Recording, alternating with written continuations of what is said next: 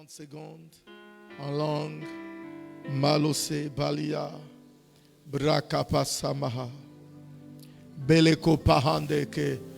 Brakase pahandeli. Brakas pahanda kalapaha. Marakapahande de pele. Meskapahanda di. Lebraka masapahanteli. Marokapahanti. Sekapahandoli kapaha. Lebrakapahantis paholi. Marakapahande de bosiki. Lekapahande de bosapaka maho. Brakapalite bahamda daba. Marakapahantis paholi. Brakapahanda dabati. Tu peux prier mieux que ça, Shamaha. Le barakapahande de basa. Marakapanda katadabati. La kamando se pahalia. Marokapahando de badia. Merakapasando de Paris. Je te permets de déranger ton voisin. Prie encore un peu plus fort. Les barabande kapahis. Marokapahanda de Bali. Brakapahande de le kapahis. Marokapahanda pal. Marokapahinde kepahali. Bede kebanda kapaholi. Marakapanda diakama. Marakapando de Sapahi. Marakapando de Balia. Brakapande de Basipi. Lakapahando de Bakamasoha. La rakamande de Bosabai. Marakamanda de Basekana. Marakapando de Beliakama. Amplifie encore ta voix. Masabandiki. Malakopahamde de Kapaus. Melelenda kapahando de Bali. Marakapanda dabase Paris. Mekapahande kapahandohi. Brekapahanda kapahi. Labakamaso mahalia kapahe. Beresmando kapalia sama. Bere kapahande panda pa. Libra kapando de Bali kamahade de bosa. Je pensais qu'il y avait des jeunes dans la maison. La kamanda kaliato sema. Maroka pahanda dabakama. Labakabahite. Mato kamanda dabakali. Maraka pasamando kapa. Labakabada manda dabaka. Marabahuliatama. Labaha ikamaho. Masapahindo likapa. Rabalenda kapa samanda dabakandaba. Marakapando de bakamala. Marabakamanda dabalia. Labahamdo kodobo samaha. Marakamando de bolia kama. We glorify your mighty name. Je veux que tu pries encore, prie, afin d'avoir une expérience particulière ce soir avec son esprit. Malasema. Labana maradunanda la sandari. Maradananda. Belekandelia sena. Mesabalia. Rakapandelia kamahole. Belerande rebeya. Marakalabo sandalebo kama. Labahandaha. Mekahandohea. Makolia sapahanda kali. Bele kapanta kapaha. Labasando rakapahande de.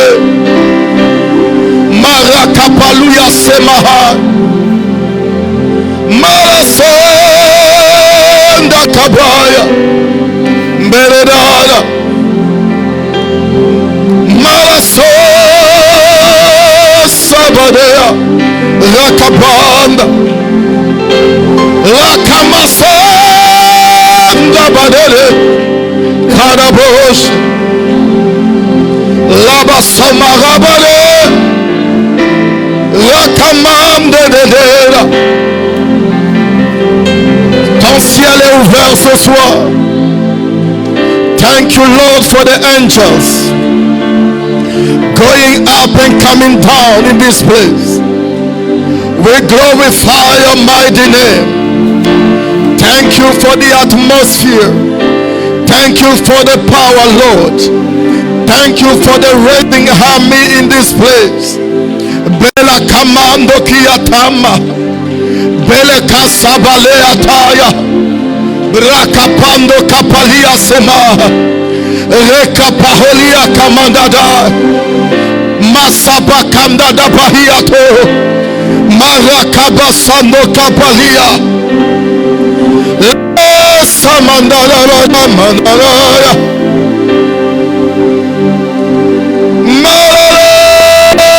Sabadela Matolia Kamadaya. I can feel your presence, Lord. Holy, holy are you, Lord God Almighty. Juste un seul chant, ce sera suffisant. Worthy is the Lamb. Worthy is the Lamb.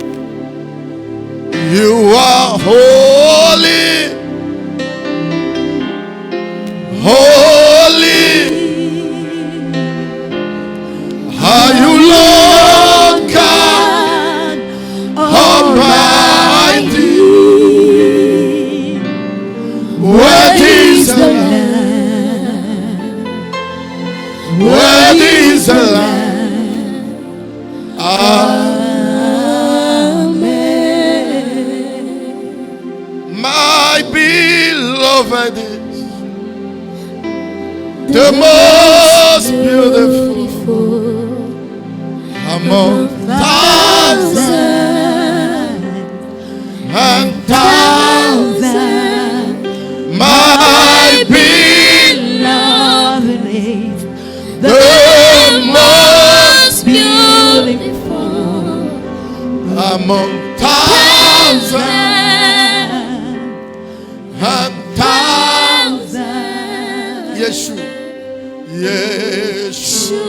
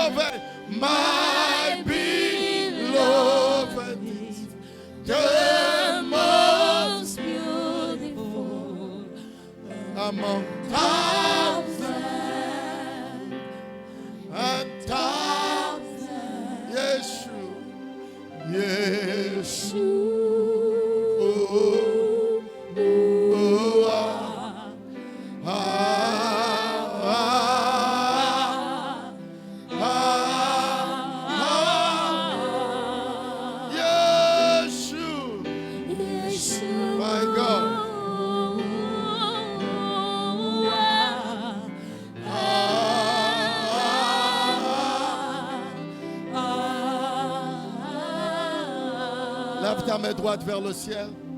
Saint-Esprit, nous te glorifions en cet endroit. Merci pour l'armée que tu élèves.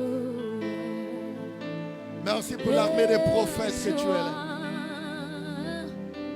Malokana Masoka Pahandes. We glorify your mighty name.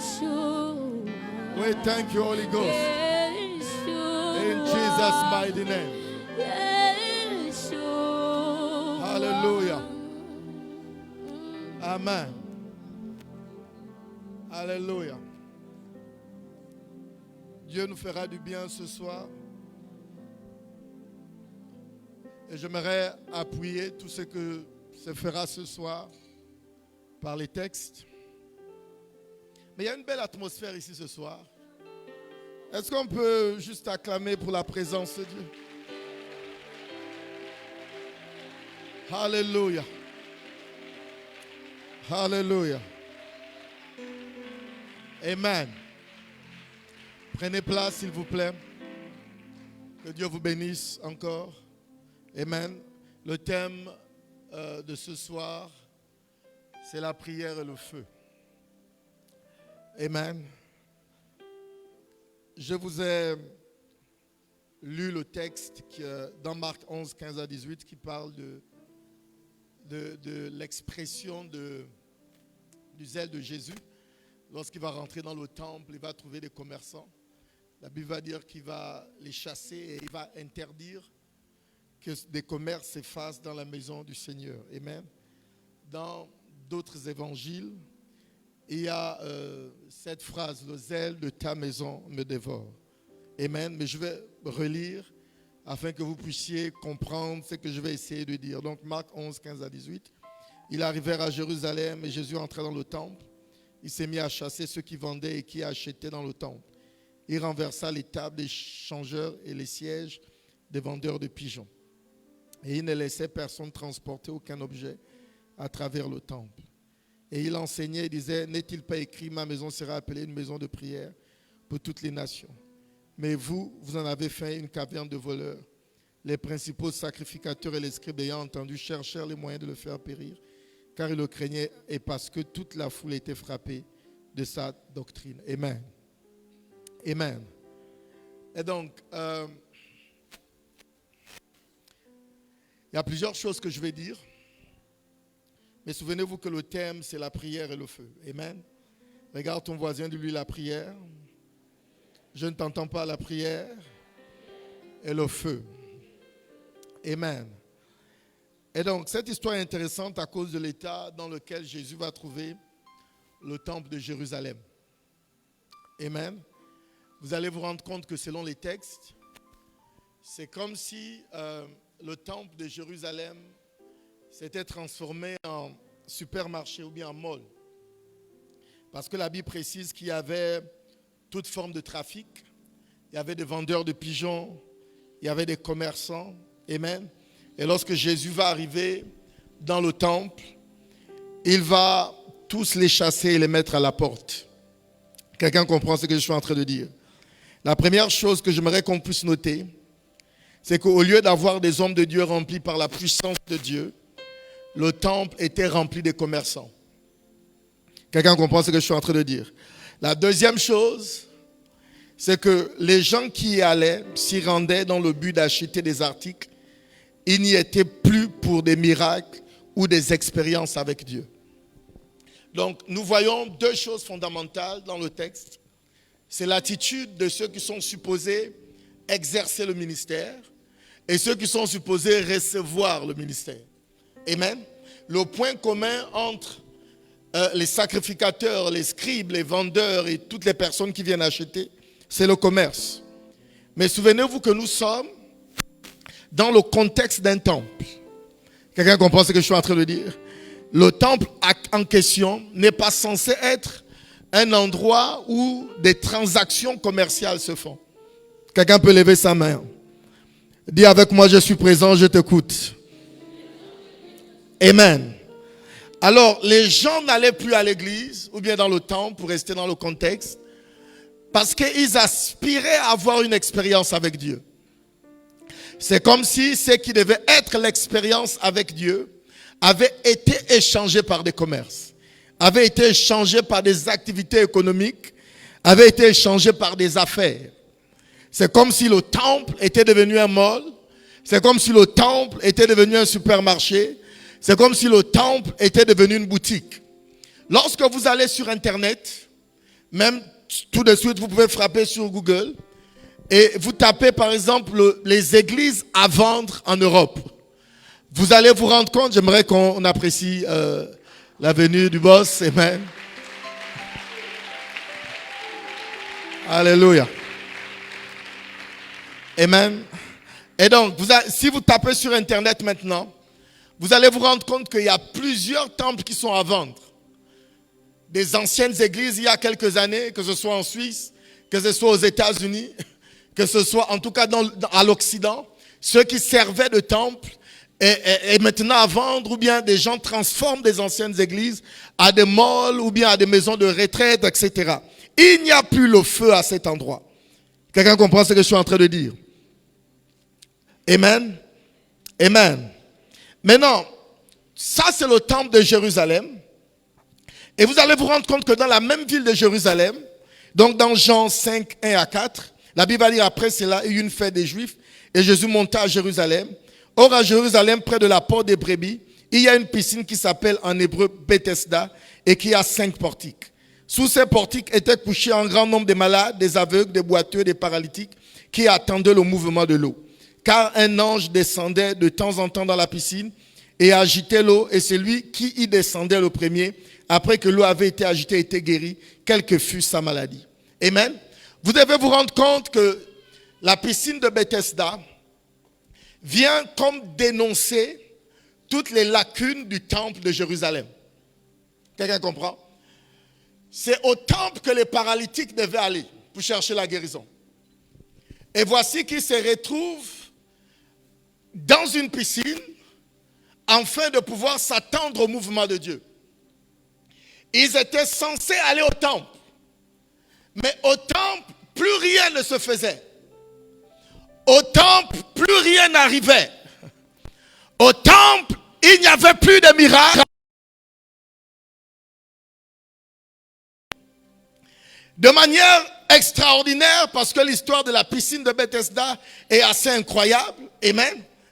Vous imaginez un endroit où il y a une entité spirituelle qui descend, qui agite les eaux. Et la Bible nous dit que les anges sont des esprits.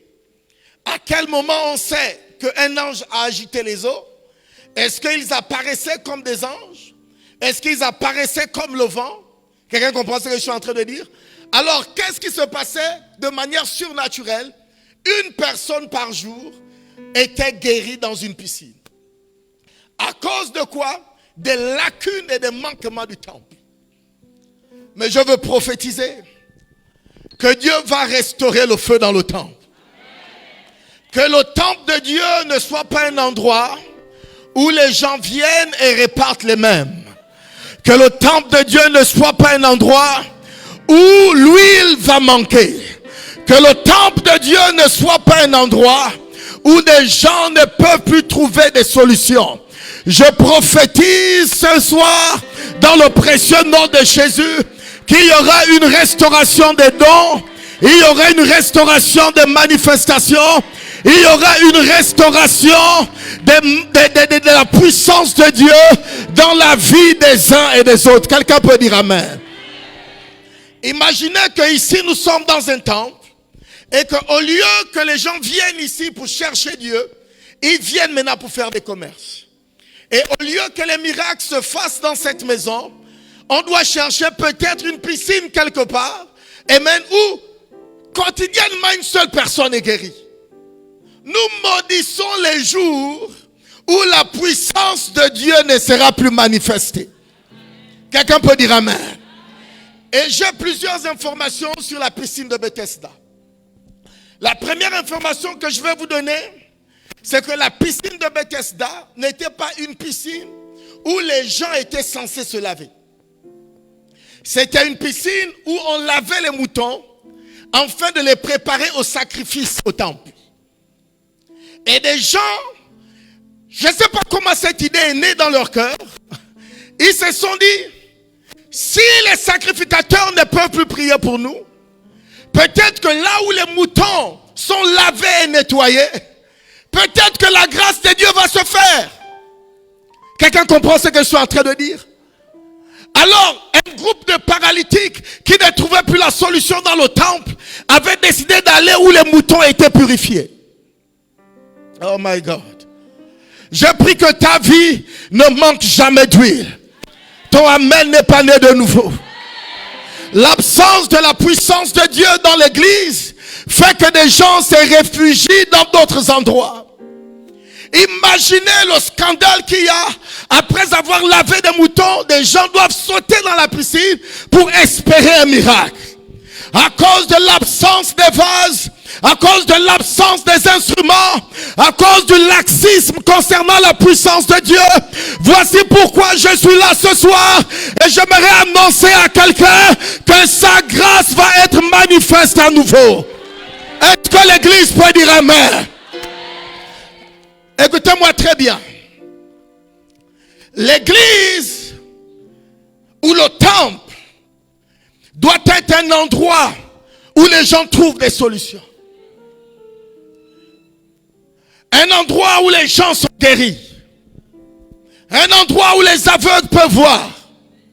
Un endroit où les paralytiques peuvent s'élever. Et je prie que tu sois ce temple, transporteur des grâces de Dieu, transporteur des faveurs de Dieu. N'avez-vous pas compris que votre corps est le temple du Saint-Esprit? Et peut-être qu'il y avait des problèmes dans le temple de Jérusalem, mais je prophétise que toi, en tant que temple, tu transporteras sa grâce, tu transporteras sa gloire. Est-ce que l'église peut me dire amen? Touche ton voisin, dit, il est temps pour toi de manifester quelque chose. Écoutez, la piscine de Bethesda n'était pas une piscine où les humains étaient censés y aller. C'était une piscine où on lavait des moutons pour le sacrifice sur l'autel. Et ça me parle. Ça me parle à cause de deux choses. La première chose, c'est la purification. Et la deuxième chose, c'est le sacrifice. Quelqu'un comprend?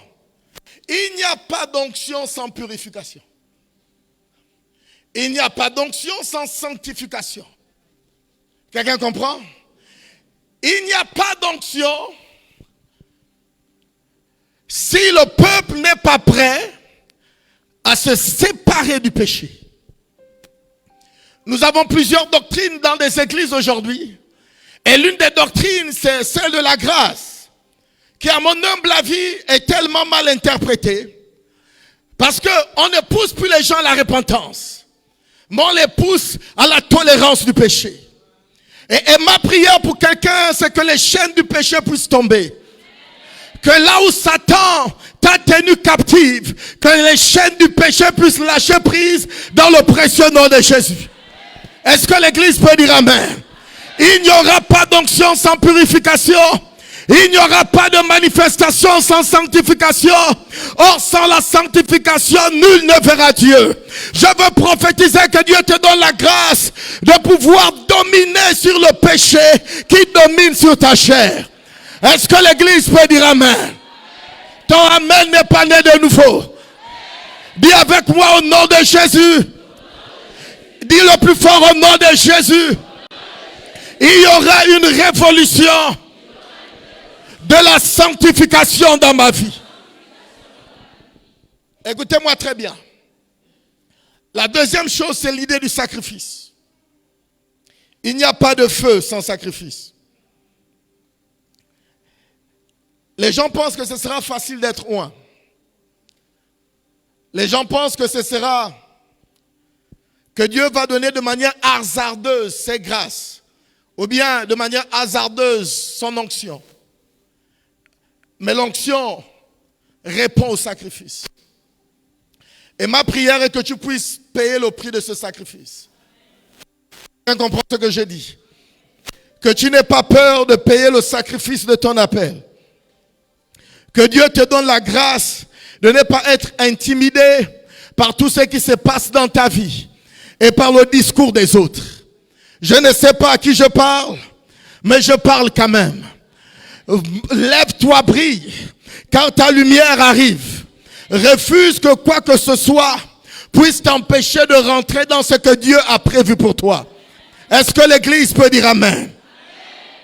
Quelqu'un comprend ce que je dis? Écoutez, la piscine de Bethesda avait aussi 5 portiques qui étaient comme des portes. Et ça me rappelle les 5 ministères.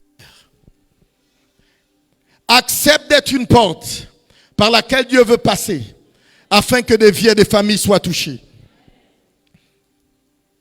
Amen.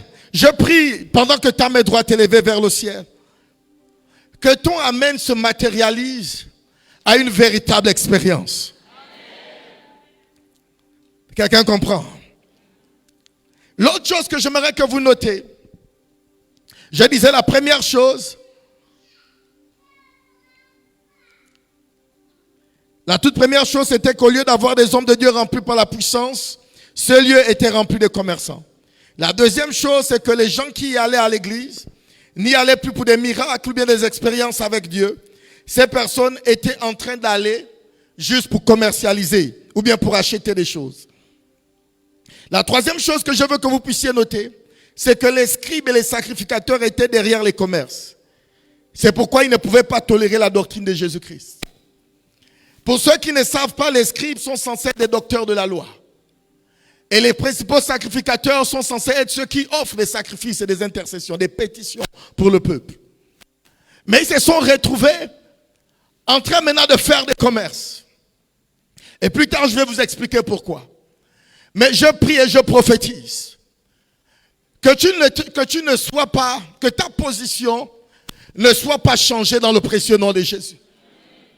Que tu sois exactement là où Dieu t'attend. Amen. Que la galère de la vie ne te fasse pas changer de couloir. Que la pauvreté de la famille dans laquelle tu viens ne change pas tes perspectives et tes objectifs dans le Seigneur. Quelqu'un comprend ce que je dis? Que ceux qui sont appelés à être apôtres le deviennent. Que ceux qui sont appelés à être évangélistes le deviennent. Que ceux qui sont appelés à être des pasteurs le deviennent. Que ceux qui sont appelés à être des prophètes le deviennent. Je lève ma main droite. Que les portes qui résistent au fait que tu rentres dans ton appel, que ces portes soient combattues dans le nom de Jésus. Ton amen me dérange. Que les fondements qui résistent contre le fait que tu rentres dans ton appel, que ces fondements puissent tomber dans le nom de Jésus. Jésus va dire, je bâtirai mon église et les portes du séjour ne prévaudront pas contre elle. À chaque fois que Dieu veut bâtir quelque chose, à chaque fois qu'il veut bâtir son église, l'église est confrontée à la mort. Ta vie est confrontée à la mort. Ta destinée est confrontée à la mort. Mais nous annulons la mort dans le précieux nom de Jésus. Et nous neutralisons l'esprit de mort concernant les dons spirituels dans ta vie dans le nom de Jésus. Dis avec moi, avec le Seigneur, nous ferons des exploits. Écoutez-moi très bien. Jésus est clair. Il dit, je bâtis mon église, mais les portes du séjour de mort ne prévaudront pas. Avant que l'église ne soit ce bâtiment, nous sommes l'église, nous sommes le temple. Ça veut dire que devant chaque chrétien, il y a un esprit de mort. Quelqu'un comprend? Et l'esprit de mort, dans la culture hébreuse, c'est pas d'abord la mort physique. La première chose, c'est la déconnexion de la présence de Dieu. La deuxième chose, c'est la lenteur. Ça veut dire que la mort est activée dans la vie de quelqu'un, la personne a du mal à rentrer dans ce qui lui appartient dans les temps. Écoutez-moi bien, je prophétise ma main droite levée, que les années qui ont été dévorées par les sauterelles, les années qui ont été dévorées par des démons, les années qui ont été dévorées par les entités, vous soient restaurées dans le nom de Jésus. Je disais, vous soient restaurés dans le nom de Jésus. Que ces esprits qui se sont levés afin de tuer ton ministère, tuer ton appel, tuer le feu que Dieu a mis, neutraliser les dons que tu as, que ces esprits soient confrontés ce soir. Écoutez-moi très bien. Écoutez-moi très bien. Marc 1, la Bible dit que Jésus se trouve dans un temple, il se trouve à la synagogue. Et pendant qu'il est en train d'enseigner, il y a un démoniaque qui commence à manifester. Quelqu'un comprend? Sauf que la réaction du peuple est étrange. Ils se disent, c'est quoi cette nouvelle doctrine? Quelqu'un comprend? Hello. Chasser les démons a commencé avec Jésus. Dans l'Ancien Testament, il y avait la notion des mauvais esprits, mais il n'y avait pas la capacité de les chasser. Quelqu'un comprend? Voici pourquoi même dans nos cultures, pour calmer les génies, calmer les esprits, des gens font des sacrifices. Pas pour chasser les démons, mais pour les calmer. En Israël, personne n'avait encore chassé un démon. Jusqu'à ce que Jésus se retrouve dans la synagogue et commence à prêcher avec autorité, et que quelqu'un influencé par des esprits puisse commencer à manifester. Oh my God. Qu'est-ce que je suis en train d'essayer de dire? À moins que cette personne ait rencontré Jésus, cette personne n'aurait jamais su qu'il était influencé ou elle était influencée par des puissances démoniaques. Souvenez-vous que dans la culture hébreuse, pour rentrer dans le temple, il faut être bien portant. Je vais même vous dire, ceux qui vont à Bethesda, à la piscine, c'est parce qu'ils sont paralytiques. Ils n'ont pas un droit d'accès dans le temple. Alors ceux qui sont bien portants vont dans le temple. Ça veut dire que cette personne qui a manifesté les démons ne ressemblait pas à quelqu'un qui n'allait pas bien. Parce que, à la vue humaine, il était qualifié pour rentrer dans le temple.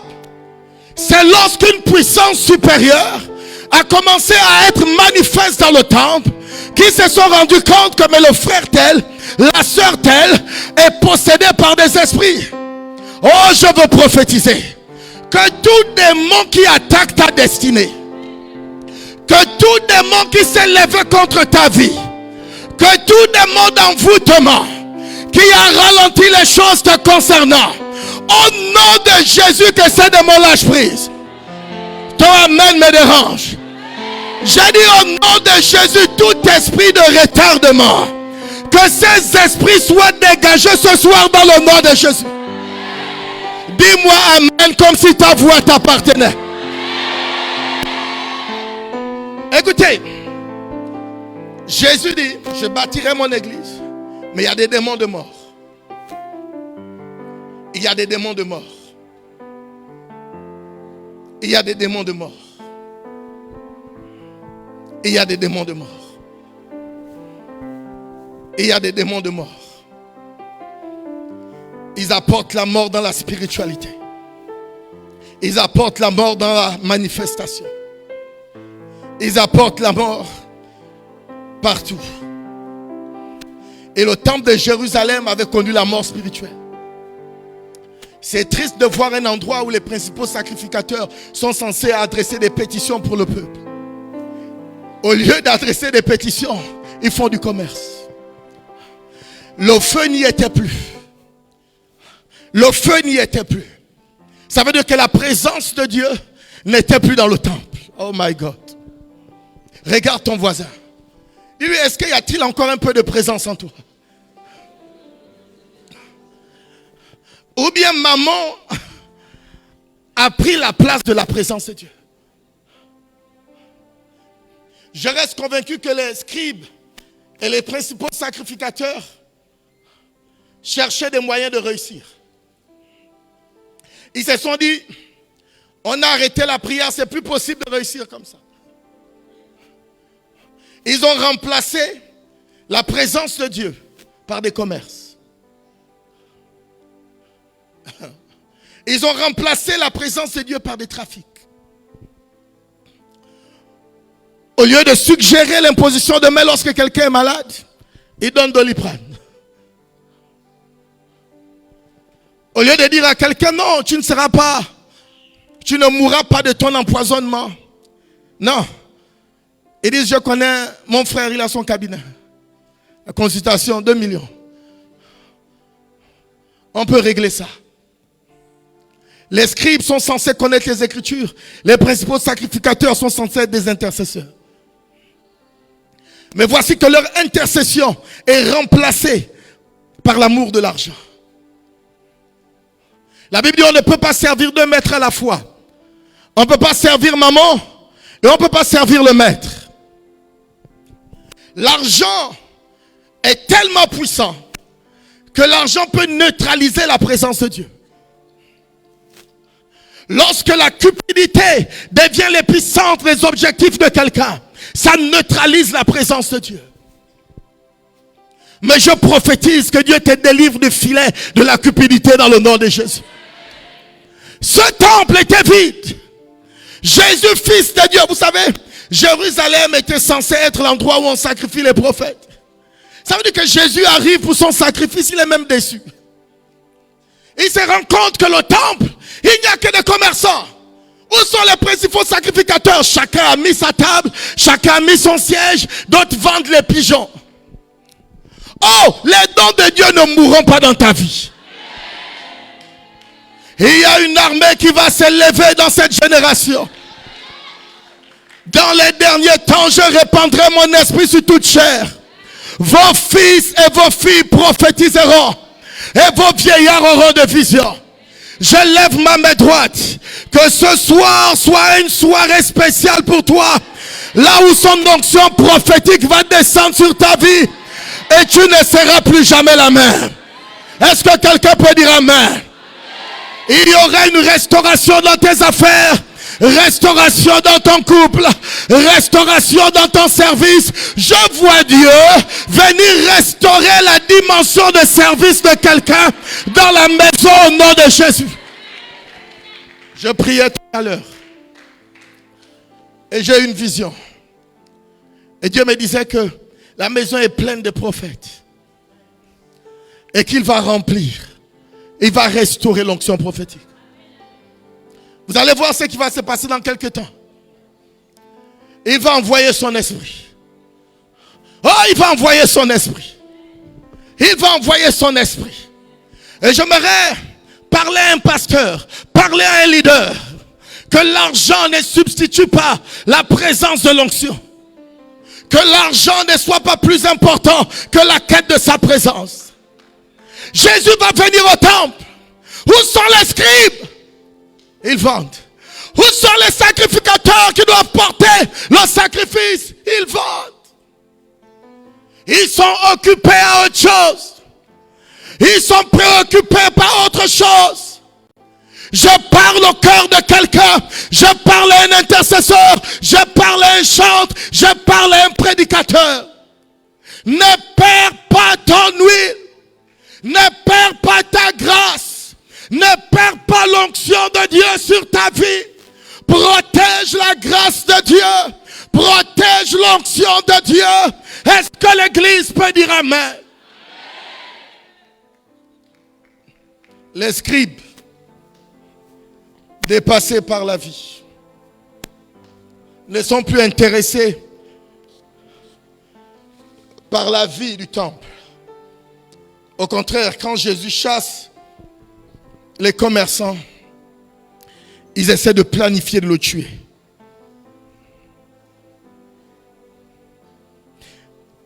Je disais que mon thème, c'est la prière et le feu. Quand Jésus va les chasser du temple, il va leur dire, n'est-il pas écrit que ma maison doit être appelée une maison de prière?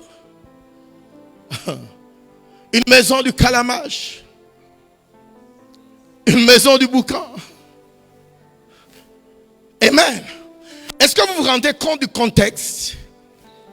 Parce que le contexte de ce texte met la prière au-dessus du commerce.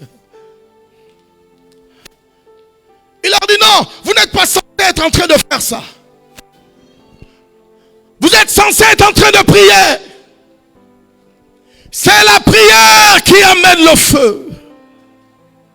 C'est la prière qui amène l'onction. C'est la prière qui amène la restauration.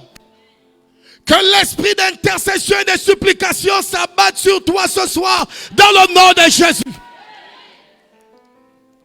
Dérange ton voisin, touche-le. Dis-lui, il est temps pour toi de prier. Touche un deuxième voisin, ce voisin n'est pas tellement intéressé. Dis-lui, il est temps pour toi de prier. Que la grâce de prière te soit accordée. Que la grâce de l'intercession te soit accordée. Pendant que tu prieras, tu auras des révélations. Pendant que tu prieras, tu auras des expériences. Je ne sais pas à qui je parle. Mais pendant que ma main droite est levée vers le ciel, que le ciel s'ouvre en ces lieux. Et que l'esprit de supplication descende sur son peuple. Est-ce que l'église peut dire amen? Touche ton voisin, dis-lui, peut-être que tu ne sais pas comment je prie. Mais dis-lui, ce soir, tu seras choqué et surpris. Parce que je vais prier de manière dangereuse.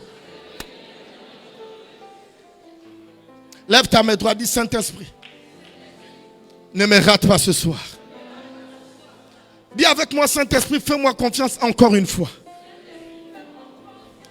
Révèle-moi de ton onction et je ferai des exploits pour toi. Regarde ton voisin, dis-lui, restaure tes temps de prière. Les scribes et les pharisiens avaient arrêté de prier. Et le temple s'est transformé en boutique. Si l'église de nos jours arrête de prier, amen, une autre chose prendra place. Peut-être que dans le contexte de cette histoire, c'est le commerce. Mais autre chose prendra place dans l'église. Les scribes, au lieu de prier, ont préféré faire du commerce. Les principaux sacrificateurs, au lieu de prier, ont préféré devenir des commerçants dans le temple. Le manque de prière de la part des scribes et des principaux sacrificateurs qui a causé le désarroi dans le temple de Jérusalem. Il y a des combats dans lesquels tu es parce que tu ne pries pas. Il y a des esprits qui résistent parce que tu ne pries pas. Il dit, je bâtirai mon église. Les portes du séjour de mort ne prévaudront pas. Comment est-ce qu'elles ne prévaudront pas? Parce que je donnerai les clés. Tout ce qu'on liera sur la terre sera lié dans les cieux. Les clés sont censées ouvrir, pas lier. Pourquoi ouvrir les portes? Il faut lier. Pourquoi? Pour que l'église puisse dominer, il faut lier. Lier quoi? Parce que l'action de lier n'est pas une action volontaire. En général, c'est par force. Ça veut dire que l'église ne réussira pas en étant pacifique. Nous avons une spiritualité pacifique. Nous devons devenir plus agressifs dans nos temps de prière. Nous devons renouer avec la prière et l'intercession. Nous devons recommencer à venir à 4 heures du matin et Kalabashama.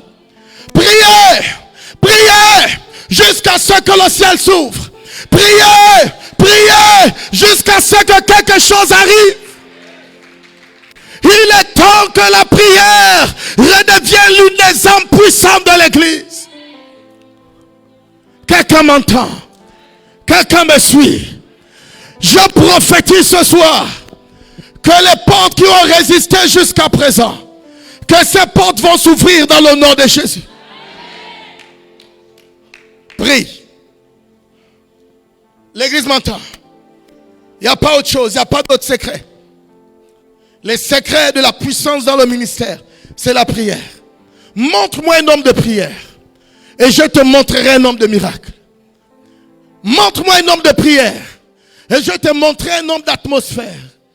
Montre-moi un homme de prière et je te montrerai quelqu'un qui marche avec des signes et des prodiges. Quelqu'un comprend? Les miracles que vous voyez n'arrivent pas juste pour arriver. Elles sont la conséquence des temps de prière. Il est temps que tu dépenses ton temps dans la prière. Il dit, je bâtirai mon église. Tout ce que vous lirez. C'est les démons qu'on lit. Hein? On les lit sur la terre et ils sont liés dans les cieux. Il y a des combats dans lesquels tu es.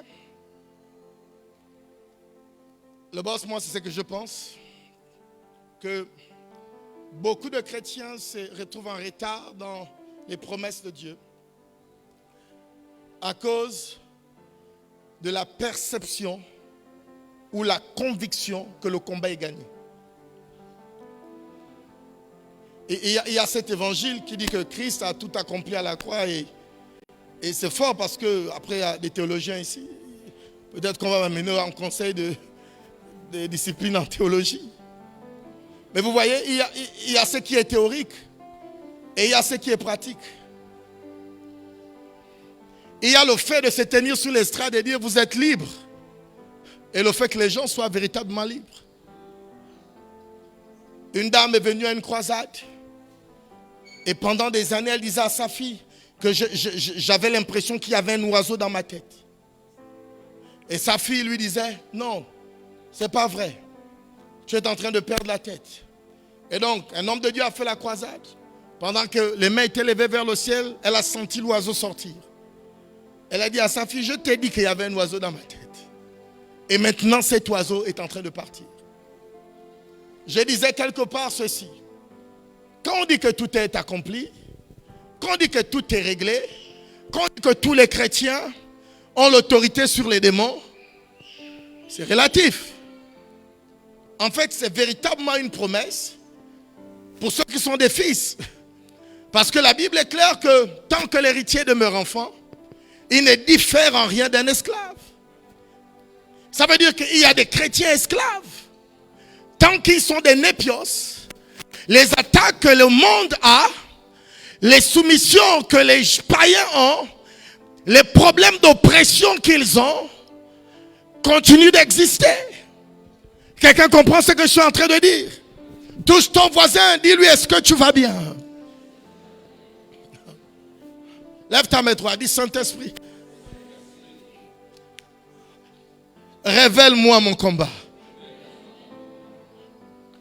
Écoutez-moi très bien. Le combat est réel.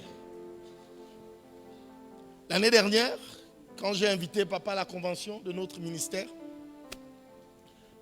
2 mois avant décembre, j'ai fait un songe.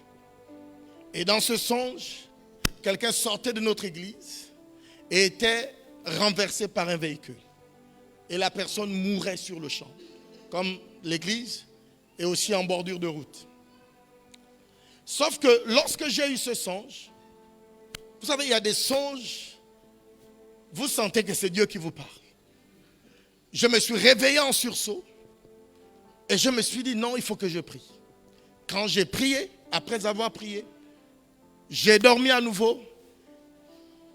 Ça ne m'était jamais arrivé. Le songe a continué. Et là, je voyais les familles de la personne qui était morte dire que le pasteur a sacrifié notre enfant pour que son église puisse avoir beaucoup de membres. Écoutez, j'ai convoqué l'église. J'ai dit on a 1 semaine de jeûne parce qu'il y a un esprit de mort. Un des membres de l'église risque de mourir. Le jour de la convention, je pense le mercredi, ils avaient fini d'intervenir. Ils sont partis. Je vois quelqu'un qui court vers moi. Révérend, il y a un problème. J'ai dit quel problème? La voiture vient de faucher quelqu'un. Et la personne est en train de mourir. Je me suis souvenu du songe que j'avais fait il y a 2 mois. Du travail spirituel qu'on a fait dans la prière. La première chose, il y avait les gens du quartier qui racontaient du n'importe quoi. Que cette église, on vous avait dit ça va trop vite.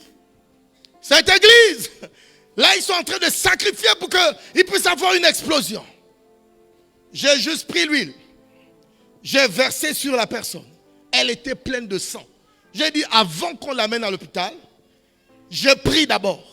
Je me suis agenouillé devant le monde, devant les chrétiens de notre église, devant les païens, j'ai prié. Et les jeunes de l'église l'ont soulevé, on l'a mis dans la voiture, je l'ai amené à l'hôpital. Dieu nous a épargnés de la mort de quelqu'un au travers d'un songe. Le combat est réel. Il y a des gens qui font des incantations afin de détruire ta vie. Oh, est-ce que vous êtes prêts pour la suite? Chaque onction vient avec l'adversité. Élie le Tishbite a été combattu par Jézabel. Pour la petite histoire, Jézabel signifie l'épouse de Baal. Et lorsque le roi d'Israël, Akab, va l'épouser, c'est sous l'impulsion de son péché. La Bible dit de tous les rois qui avaient été en Israël, aucun roi n'avait péché contre Dieu comme Akab. Et Akab, pour amplifier les choses, va aller épouser l'épouse de Baal. Incroyable. Qu'est-ce que Jézabel va faire? elle va amplifier le mal dans Israël. Elle aura près de 750 ou 450 prophètes de Baal. Elle va dominer dans la spiritualité. Au point où 7000 prophètes vont se retrouver cachés dans des cavernes. Et Dieu va susciter un homme. Élie le Tishbite. Je ne sais pas à qui je parle. Élie vient avec la puissance du feu et la puissance de la prière. Oh my God. C'est Jacques qui nous révèle qu'avant qu'Élie n'aille vers Akab et prier. Sinon, un roi 17 commence par le fait que Élie allait parler à Akab et la pluie a cessé de venir. Mais c'est Jacques qui nous dit qu'il a prié et le ciel s'est fermé. Ça veut dire qu'on ne parle pas seulement, on ne déclare pas seulement, on prie d'abord. Pourquoi tes déclarations ne sont pas puissantes? Parce que, écoutez, dans une fantaisie et une présomption de foi. Les déclarations d'Élie étaient, je vais dire ça comment, accompagnées de plusieurs heures de prière. Souvenez-vous de Jézabel. Vous connaissez l'histoire. Amen. Jézabel dans sa vie ne pourra pas tuer Élie. À cause de quoi? La spiritualité d'Élie. Je prie que toute sorcière et tout sorcier contre ta vie ne puisse jamais te voir. Élisée vient après Élie. Et c'est sous le règne d'Élisée que Jézabel meurt. Mais c'est sous le règne d'Élisée qu'on se rend compte que Jézabel n'est pas juste une épouse. Elle est prêtresse. Elle a des sortilèges. Lorsqu'elle met ses phares aux yeux, elle envoûte. Pourquoi je vous parle de ça? Parce que des années plus tard, il y a Jean le Baptiste qui vient. Souvenez-vous que le transfert entre Jésus, entre Élie et Élisée, se passe au Jourdain.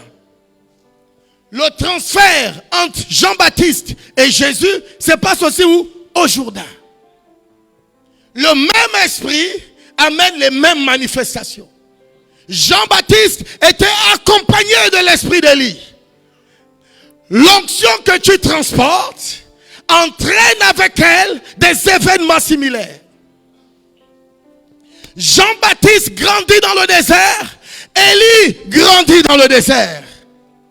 Oh, je prie que l'onction sur ta vie, l'onction qui t'est destinée puisse te distinguer. Quelqu'un me suit?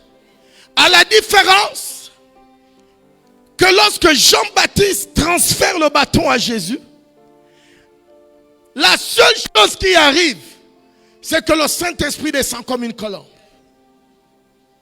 Quand Élie avait transféré à Élisée, il y avait le feu.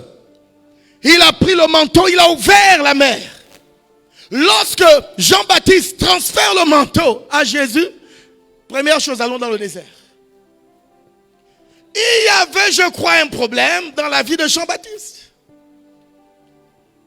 Il y avait tellement de problèmes que Jean-Baptiste a même douté que Jésus était celui qui avait été envoyé. Que Dieu te délivre du doute. Ce doute qui peut neutraliser les manifestations de Dieu dans ta vie. Dis avec moi, Saint-Esprit, ne me rate pas ce soir. Dis le plus fort, dis Saint-Esprit, ne me rate pas ce soir. Hérode va prendre la femme de son frère et il va la nommer Hérodia. Le même esprit de Jézabel apparaît dans la vie de Jean-Baptiste. Vous savez, papa, moi je me suis posé la question, c'est quel type de danse que la fille d'Hérodia a fait pour qu'un roi puisse promettre jusqu'à la moitié de son royaume? C'est la folie. Aucun roi n'a été aussi stupide dans toute l'histoire de la Bible. Comment une jeune femme va danser, et c'est même ta fille puisque tu as épousé sa mère, et tu perds la tête au point de promettre la moitié de ton royaume. Mais mesdames et messieurs, écoutez très bien. La danse n'était pas normale. L'esprit de Jézabel était dans Hérodia. Lorsqu'elle a parlé à sa fille, ce n'était pas juste parler simplement. Elle a lavé avec des incantations. Elle a dit, quand tu vas danser, le roi va perdre la tête, il va tuer le prophète. Lève ta main droite. Que toutes les personnes qui parlent à vos autorités, toutes ces personnes qui utilisent des envoûtements pour vous détruire, que ces personnes tombent avant que vous ne tombiez. Écoutez, elle a dit à la jeune fille, va, tu danses. Mais quand tu danses, mets ça autour des reins. Quand tu danses, fais ci. Prends ça. Elle danse comme ça, le roi devient fou. La puissance des envoûtements. Quelqu'un comprend? Qu'est-ce que je suis en train d'essayer de vous dire? La puissance de Dieu est la seule solution pour l'Église. Quelqu'un me suit? La puissance de Dieu est quoi? La seule solution pour l'Église. Un prophète prêchait à Accra. Ça s'est passé en face d'un de mes amis qui me racontait. L'homme de Dieu était un prophète. Il prêche. Et c'était le temps des offrandes. Il dit arrêtez l'offrande. Touche ton voisin, il faut être loin, il faut être loin. Sinon tu risques de mourir, personne ne saura pourquoi tu es mort. Il dit, le prophète dit, il y a quelqu'un dans la salle, tu es venu avec une arme pour me tuer. C'est elle qui t'a envoyé. Le monsieur tremble et il sort de la queue avec l'arme. Et il s'est mis à genoux, pardonnez-moi prophète. Lève ta main droite, dis Saint-Esprit. Pas autre chose. Restaure les temps de prière dans ma vie.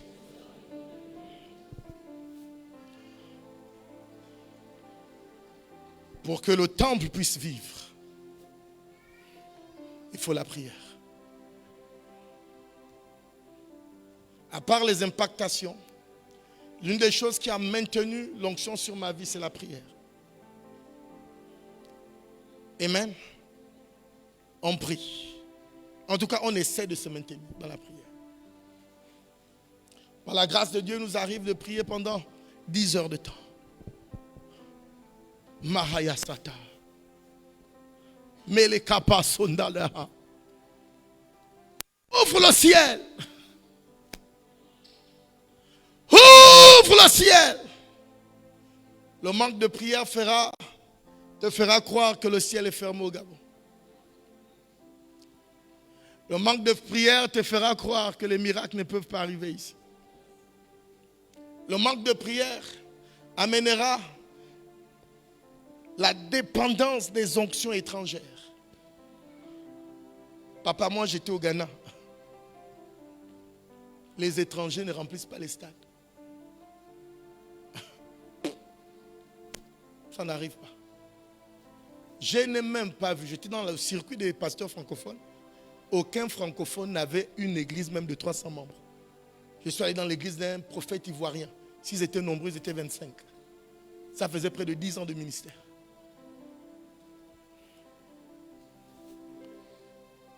Non, à Accra. Mais au Gabon, dépendant des onctions étrangères. Pas que je sois contre, hein, mais je pense que nous faisons partie des rares pays où les autochtones ne brillent pas.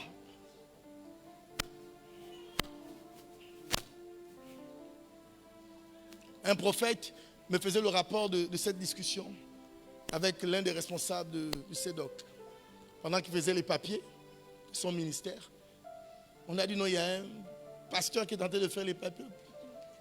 Monsieur du CEDOC a dit oui, j'ai la taille, les Gabonais, qu'ils viennent. Et nous sommes déçus de vous. Comment même dans la religion, les autres prennent tout pour nous.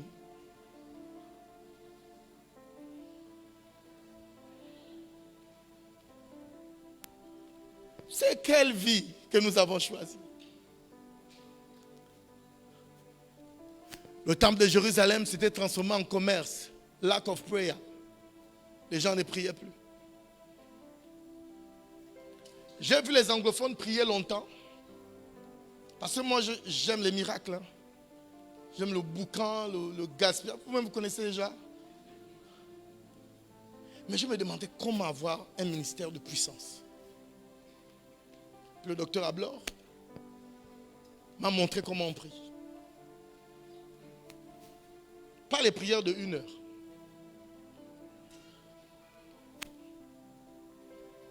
Les petites églises, les gens ne viennent pas parce que les gens ne prient pas.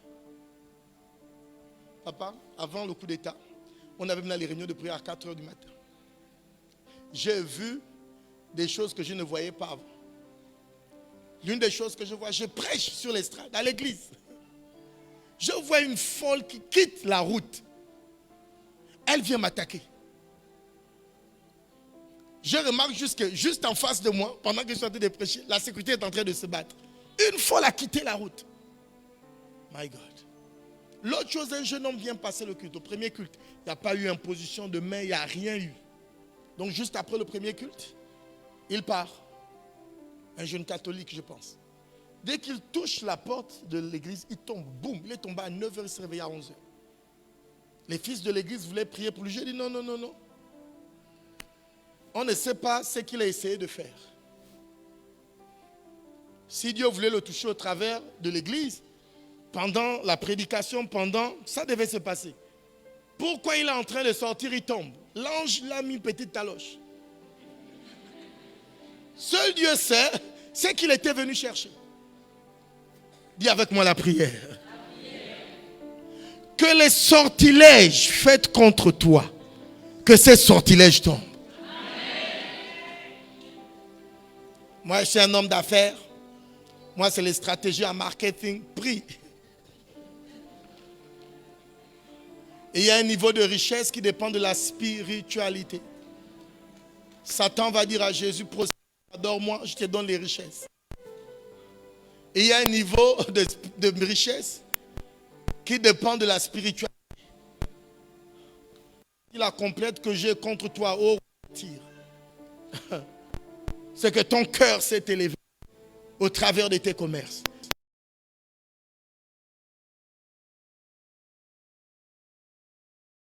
Il dit qu'il était plus sage que Daniel.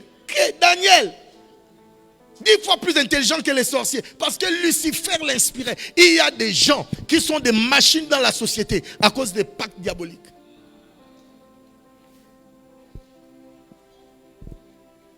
Il y a un combat qui est réel. Et notre génération doit payer le prix pour que le temple ne se transforme pas en commerce. Quelqu'un comprend ce que je suis en train de dire? Comment nous dire que ce que nous avons fait jusqu'à présent n'est pas suffisant? Je vais conclure. Le manque de prière a causé que la présence de Dieu ne soit plus dans le temple. Le manque de prière a causé que les hommes de Dieu perdent la foi et leurs appels et veulent devenir des commerçants. Le manque de prière a causé que les hommes de Dieu veulent tuer la nouvelle génération. Le manque de prière a causé que la foule ne soit pas intéressée ou ne soit intéressée que par les commerces au lieu de chercher à devenir des sacrifices pour Dieu. Le manque de prière a fait qu'il n'y ait plus de manifestations flagrantes de Dieu. J'avais fait une conférence et le thème c'était les réunions de Jésus. Regardez les réunions de Jésus. Jésus était devenu une alternative à son époque par rapport aux hôpitaux. C'était bon, on va où? On va à ces réunions ou bien on va à l'hôpital? Allons-y chez Jésus. Que Dieu te donne un ministère de miracles et de manifestations terribles. Dis à ton voisin, mais il faut prier.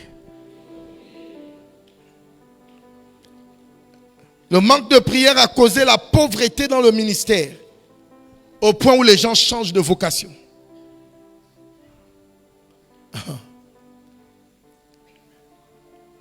Un homme de Dieu qui a plus près de 40 ans de ministère disait, quand il a commencé le ministère, il y avait un groupe de jeunes qui disaient qu'eux, ils ne voulaient pas faire le ministère. Dieu va les bénir et ils seront les premiers sponsors du ministère. Il dit 20 ans, 30 ans plus tard, c'est ceux qui sont devenus pasteurs qui soutiennent plus financièrement l'Église que les hommes d'affaires. Il y en a qui renoncent à leur vocation à cause du gain. La belle vie, Dubaï, les îles Caïmans. Quand tu es censé être appelé au ministère, tu ne dois pas te réjouir des voitures que tu as. Tu dois te réjouir de la présence de Dieu que tu as. On ne doit pas t'évaluer par si tu vis dans un immeuble ou par tes 10 terrains. Mais où est la quintessence de Dieu en toi? Élisée a dit, envoyez-moi Naaman, afin qu'on sache qu'il y a un prophète en Israël. L'église est là ou bien l'église a fouillé?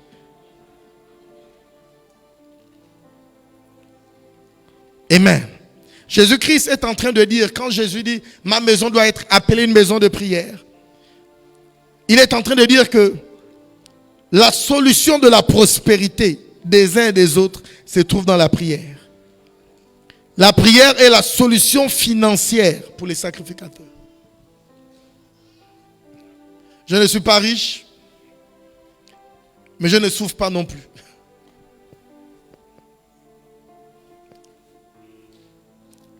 À cause de la prière. Pourquoi les gens ne réussissent pas? Ils ne prient pas. Lorsque Satan veut détruire la destinée, l'appel de quelqu'un, première flèche dans sa vie de prière.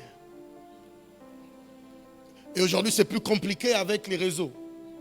24 heures sur 24. H24, tu es en ligne. Il y a des gens qui sont en ligne même à 3 heures du matin. Ils sont en ligne, tu l'écris à 3 heures, il est en ligne. Tu l'écris à 4 heures, il est là.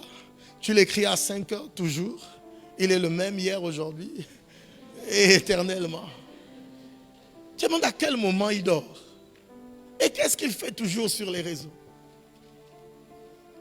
L'église est là ou bien l'église a fouillé? Il faut que l'on prie. Regardez un peu comment l'église est dénigrée aujourd'hui. Les églises de réveil. Les gens nous insultent. Aujourd'hui, c'est même gênant de dire que tu es pasteur. Parce que le pasteur veut maintenant dire escroc. Allons-nous laisser un si noble appel et une si noble profession? Le manque de prière fragilise les oins. Le manque de prière fait qu'à un moment on ne sache plus. Est-ce que c'est Dieu qui t'a appelé ou c'est pas Dieu? À une époque, plusieurs pasteurs vendaient aloe vera. Moi, j'étais encore jeune. Et je voyais les pasteurs de l'église où j'étais. Et donc, après avoir enseigné, il fait la présentation de ses produits. Si tu as mal au dos, voici le produit. Problème des hommes, voici à l'église. C'est quoi le message? Dieu ne peut plus. J'espère que je n'offusque personne. De toute façon, j'habite pas ici. Lève ta main droite, dis Saint-Esprit, ravive-moi ce soir. Là, je sens tout à coup sa présence. En fait, depuis même le début, quand les chantaient, sa présence est là. Et il y a une onction pour restaurer les vies de prière. Ce soir, on va commencer par ça. Demain, on va aller démolir les démons, je ne sais plus dans quel carrefour là. Et on va revenir jeudi ici, là, on va se bousiller ensemble. Qu'est-ce que vous en pensez? Amen. Yeah. Amen.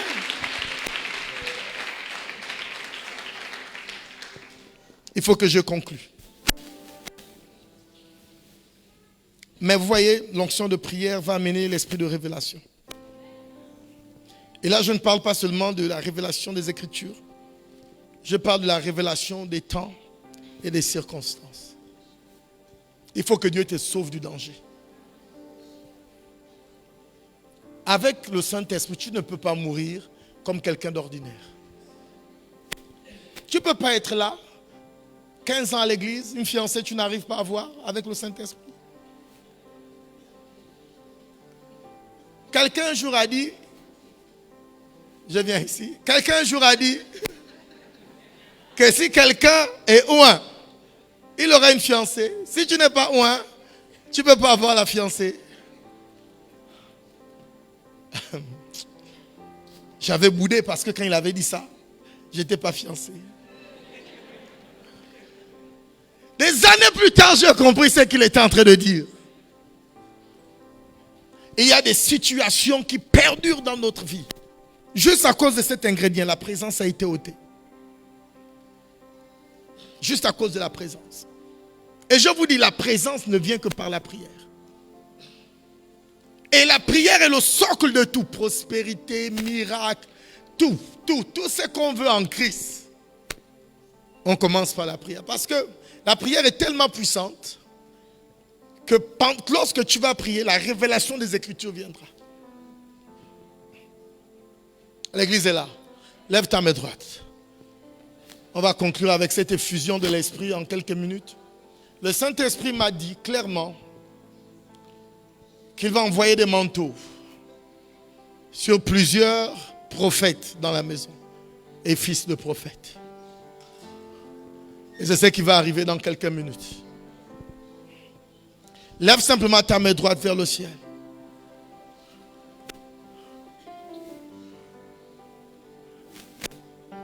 Et je veux que tu pries en langue. Les membres de l'accueil, je vais vous faire signe. Le Saint-Esprit va oindre plusieurs personnes. La grâce qu'on a ce soir, c'est que on a le Père prophète parmi nous. Et l'huile, il va simplement vous toucher avec l'huile. Je ne sais pas pourquoi, c'est cette onction qui veut descendre ce soir. Il y a des yeux qui doivent s'ouvrir. Il y a des yeux qui doivent s'ouvrir. Il y a des grâces. Maintenant, est-ce que tu peux prier comme si on était à Béthanie?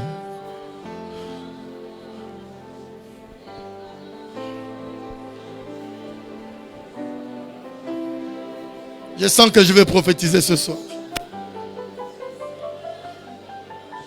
Masobalindadede.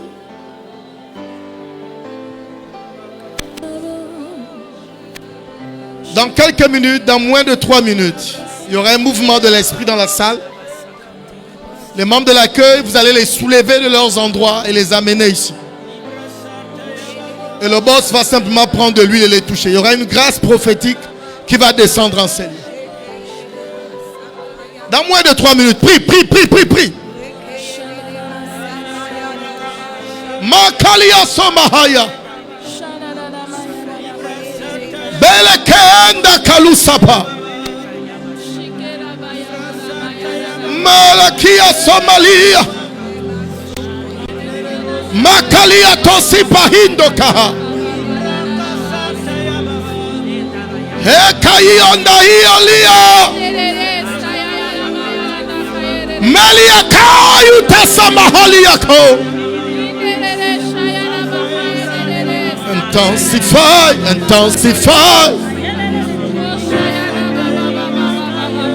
This fire is not enough. This fire is not enough. Intensify.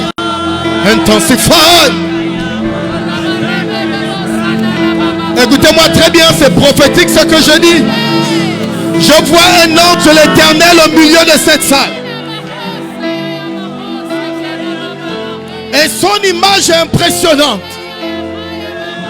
Pendant qu'il se met à tourner, il y a comme plusieurs anges qui sortent de lui. Et j'entends un esprit de prophète. Recevez l'onction prophétique là où vous êtes.